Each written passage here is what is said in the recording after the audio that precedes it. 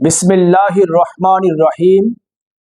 আসসালামু আলাইকুম রহমতুল্লাহ। প্রিয় ভাই এবং বোনেরা,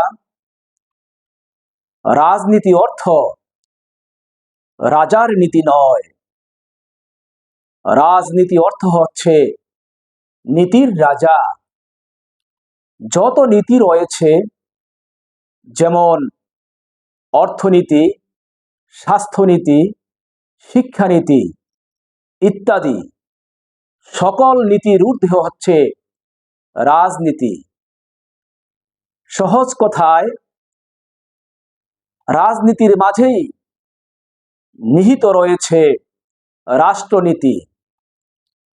রাজনীতির ধারক বাহকদের দ্বারাই রাষ্ট্র পরিচালিত হয়ে থাকে।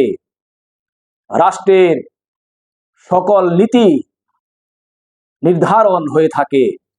আর এই রাষ্ট্র পরিচালনা করতে গিয়ে রাষ্ট্র পরিচালকদের তথা রাজনীতিবিদদের নৈতিকতায় যদি কলুষতা দেখা দেয়, আত্মকেন্দ্রিকতা দেখা দেয়, তখনই তাদের এই বিভ্রান্তি এবং অবিচারের জাতাকলে রাষ্ট্র তথা দেশ ও দেশের জনগণের পিষ্ট হতে হয়।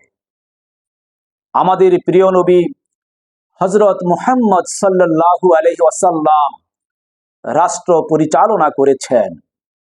তিনি দেশের রাষ্ট্রপ্রধান ছিলেন। পবিত্র মদিনা মুনাওয়ারা দেশের কেন্দ্রস্থল ছিল।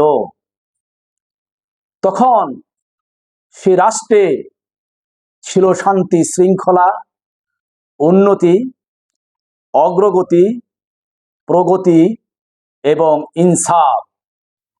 মহান আল্লাহ রাব্বুল আলামিনের পবিত্র বাণী, লাকাদ কানা লাকুম ফি রাসূলিল্লাহি উসওয়াতুন হাসানাহ, অর্থাৎ নিশ্চয়ই আল্লাহর রাসূলের মাঝে তোমাদের জন্য রয়েছে উত্তম আদর্শ।